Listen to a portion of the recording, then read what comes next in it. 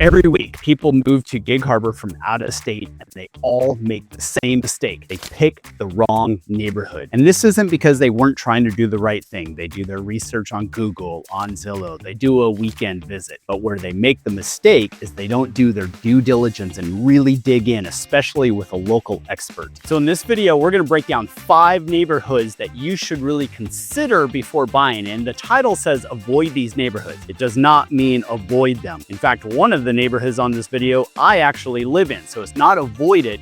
It's just simply have your eyes wide open as to what you're getting into. Do your due diligence, make sure you have a good guide. And this is why it's really, really important to work with a local real estate expert, that when you're coming in from out of town, they can show you around and tell you everything about each individual area, the pros and the cons, let you make the decision that's best for you, and don't just blindly buy something with somebody that you don't have any idea what their knowledge base really is. Hey everybody, my name is Darren Rivers. I am the Northwest Realtor and I am managing broker of the Rivers Group. And before we get into the 5 neighborhoods that we're going to discuss, I want to really emphasize one thing here, and that is everybody looks at Gig Harbor as being one housing market, and it's really not. We have different neighborhoods, we have different pockets, we have different sections of the area that really break it up, and you could live in one area and have a completely different lifestyle than if you just lived 5 miles away on the other side of town. And here's one example of what you may not know what you're getting into, and I'm going to use myself as an example. I moved up here 30 years ago, right after college, bought a house in my first year of living here, and guess what? It was on a septic system. I come from the Los Angeles area. I had never heard of a septic system before. I had no clue what it was. I had no clue that you had to take care of it differently than if you just had a regular sewer pipe running out of your house. And what a drain field was, and I have a septic tank. Really? I have a tank that holds 1,000 gallons worth of stuff?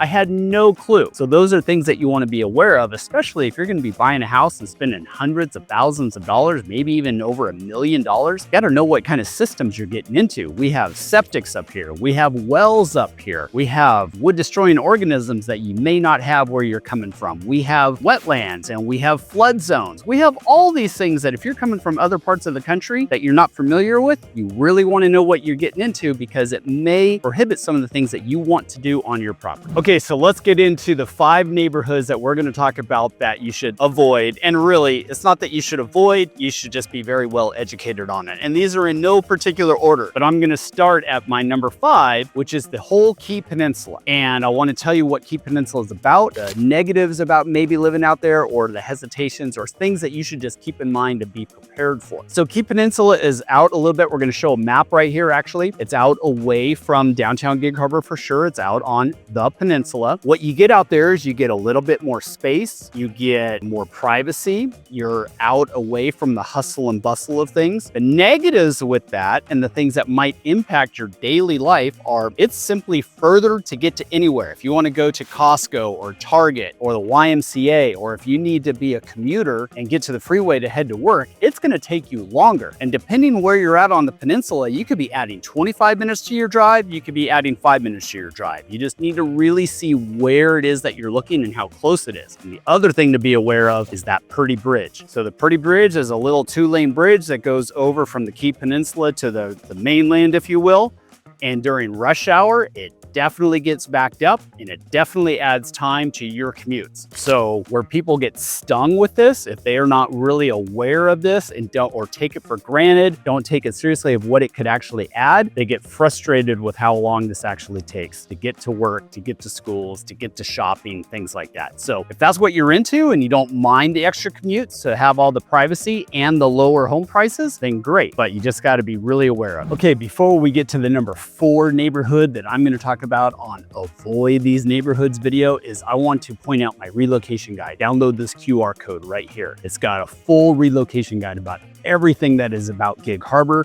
So you can learn about these different areas, have a resource to refer back to, and of course you can always get a hold of me at any time. My team and I are always here to help you. Our contact information is right here, so feel free to reach out. And now let's dive into the number 4 neighborhood, and I'm going to combine 2 of them because in my mind, they're kind of the same. That is Artendale and Rosedale. Okay, so I often combine these 2 neighborhoods, Artendale and Rosedale, and they are totally different areas. They're not totally different. Let me backtrack on that. They're both on the west side of Gig Harbor. Artendale is further south, Rosedale is further north. So they butt up to each other like that, but the vibe of the neighborhoods are very much the same. Price points are very much the same. You get the same kind of feel out there. So I could combine these into one area, even though they are 2 different neighborhoods, Artendale and Rosedale. They're definitely separate. For the longtime Gig Harbor residents and stuff, if you mixed up the 2 and called somebody an Artendale person versus a Rosedale person, they may be upset with you. But in my mind, and for the purposes of this video, they're very, very similar. And let me be upfront with you again. The title of this video is Neighborhoods to Avoid, but this is not an area to avoid at all. In fact, it's beautiful out in Artendale and Rosedale. You have space, you have bigger lots, you have privacy. There's a lot of waterfront homes. There's great views of the Olympic Mountains, Henderson Bay, Horsehead Bay, Raft Island, all of those. I mean, it's just exquisite out there for sure, but there's things that can come up and bite you if you're not prepared for it. And that's what we're going to be talking about, is things that you don't want to come back and bite you if you make a big purchase. And after all, average price point in these areas are almost $1 million. So if you're spending that kind of money, you want to make sure you know what you're getting. So the big thing that people need to be prepared for, especially if you're moving out of state or from a big metro area, is virtually every house out in those areas is on a septic system. Many of them are on either an individual well or some kind of a shared well. And natural gas doesn't run all the way out to all these places either. A lot of them are on propane. Some of these propane tanks are leased from some propane companies. So these are things when people, it may not even enter your mind. What? I'm on a septic system? What? I'm on a well? Hold on, there's no natural gas and I have to lease my tank and get my propane tank filled every few months? What does that entail? You just want to be clear on all this stuff so there's no bad surprises that come up and bite you. And then, who are you angry with? You're probably angry with your agent that didn't educate you on all of this stuff, and maybe angry at yourself that you didn't do the due diligence that you should have done. So that's my job. My job is to make sure your eyes are wide open to all of this, know what you're getting into, and none of those things are bad things. They're just things that you don't want to be surprised about. You don't want any bad surprises at all. You want to know who Artendale and Rosedale does appeal to, and it appeals to a lot of people. I get a lot of buyers that specifically want to be out there, and it's because there's no small little tract home communities out there. All the lots seem to be bigger. There's big mature trees. There's a total sense of privacy.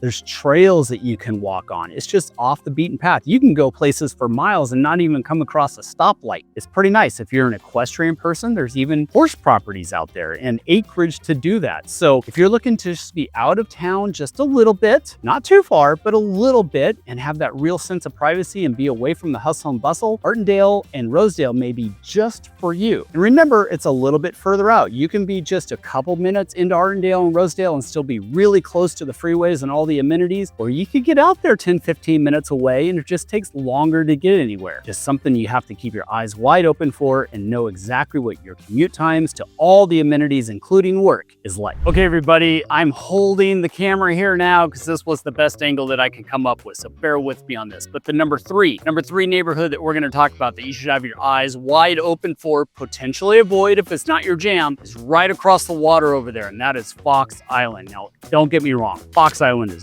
beautiful. Fox Island's got all this waterfront property. It's got great views, Mount Rainier, the Olympic Mountains, looking over across the Narrows Bridge. It's just beautiful. There's a lot of great areas. You got a lot of privacy, expensive homes, all of that. All of that is fantastic. You know what's not great about it? Potentially that bridge. Now that bridge has been the talk of a lot of controversy, and there's no definitive answer. They know that it's old. It's still in use. Fire trucks drive over it, concrete trucks drive over it, moving trucks drive over it. It's used every single day, but it is nearing the end of its life. And there are talks of how they're going to go about replacing it. And the thing is it's all an unknown. Nothing is definitive yet. So we don't know what kind of tolls there may be, if they're going to tax the whole area, what it's going to come to, what kind of interruptions it's going to have during the construction of the new bridge. All of that is up in the air, and that is the thing that is scaring people away, is they just don't know what's going to come problem, and there may not be a solution for a few years. Now, there is an environmental impact study taking place as we speak, but it's not even due until 2027. So again, we just don't know what the results of that are. But Fox Island is great. It's got about 3,000 homes on it. It is, I mean, just look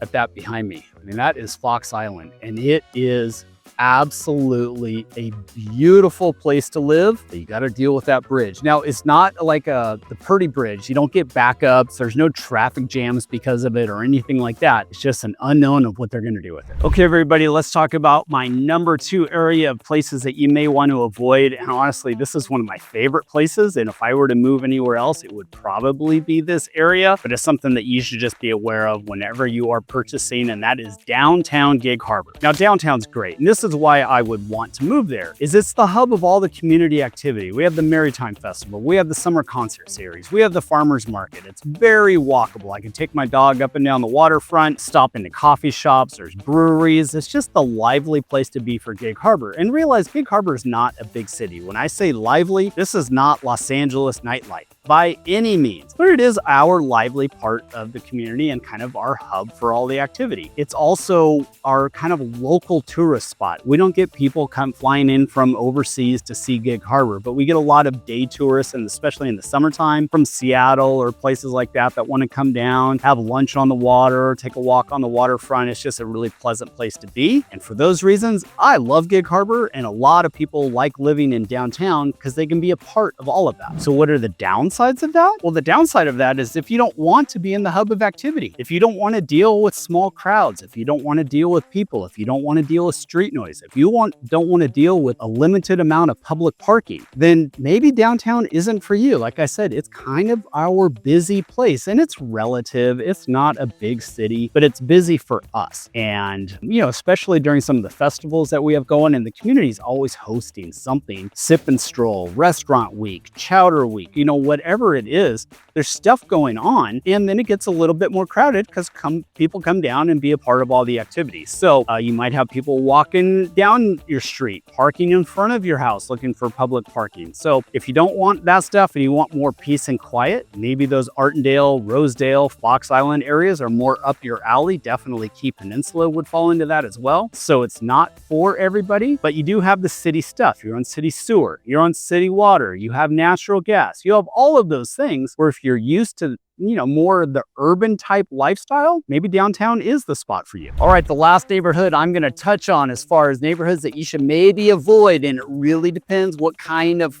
neighborhood you want to live in. And it's actually where I live, and I've lived for 20 years. So obviously I like it. I'm not moving out of there anytime soon, but that's the neighborhood of Canterwood. And here's some of the things that are great about it and some of the reasons why you may want to avoid it. It's kind of an exclusive neighborhood. It really is. You come into the gates, there's 24-hour security. You have to have a pass to get in or be a resident to get in. They just don't let anybody drive through the neighborhood. It is part of a private country club environment. So there's a golf course right there in the country club. So pickleball and tennis courts and the pool and the gym and the restaurant and the bar. So if you want kind of that country club lifestyle, Kennewood might be totally it. It is safe. People just walk their dogs, ride their bikes down the streets. Nobody's doing 70 miles an hour. It's really lovely. All the homes are taken care of really well. It's a nice neighborhood. I've really enjoyed raising my family there, and I still live there to this day. So who is Kennewood not for? We have an HOA, and it's a little bit of a strict HOA. I mean, you have to get approval to do things to your house, such as paint it, or if you want to do a big exterior remodel or a big landscaping job, you need to get approval from the HOA. And believe me, it's not like a Mother May I thing, you know, unless you're doing something totally ridiculous and it's going to improve your property value and your neighbor's property value, it'll probably be approved. But if you go in there and ask, you want to paint your house fluorescent pink, they're probably going to say no. And thank God they're going to say no, because I don't want a house that's fluorescent pink next to me. Personally, that's just me. If that's your jam, that's great, but just don't live in Canterwood. The other thing about Canterwood is it has this kind of air about it of pretentiousness, maybe. I mean, it is one of the more exclusive neighborhoods in Gig Harbor, so it's got this certain stigma that goes with it, which is really weird because I've been in there for 20 years now, and you know what? It's just like people everywhere else, and I don't experience that whatsoever. I think I'm a pretty down-to-earth guy.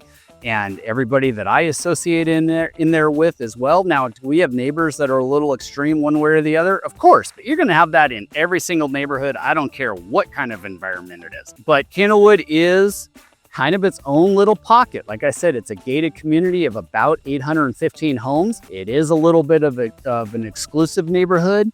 It does have a certain reputation or stigma type about it. So those are things to keep your eyes wide open for. And there are rules that you have to abide by if you're going to live in there. But for me personally, the benefits of it, the security of it, the country club lifestyle of it, which I'm a part of the golf club myself, which I actively participate in all the time. For me, right now, there's no place I'd rather live. Okay, everybody, those were the 5 neighborhoods that I would avoid if you're moving from out of state here to Gig Harbor. And trust me, take avoid with a grain of salt. I don't mean avoid at all. I really mean have your eyes wide open so you know exactly what you're getting into. Because when you're purchasing a primary residence, a big home, it's a big purchase. It's the biggest investment of your life, possibly. You want to know what you're getting into. You want to use a local expert that can really be your guide so you don't have any of those surprises that might come up and bite you. Anyway, my name is Darren Rivers. I am the Northwest Realtor and I am managing broker of the Rivers Group. All of our information is right here. Feel free to contact us at any time. We'll be happy to be a resource for you. We also have the QR codes right here with the relocation guide and the neighborhood quiz, which might narrow down where you want to be. That's it for this video. We'll see you on the next one.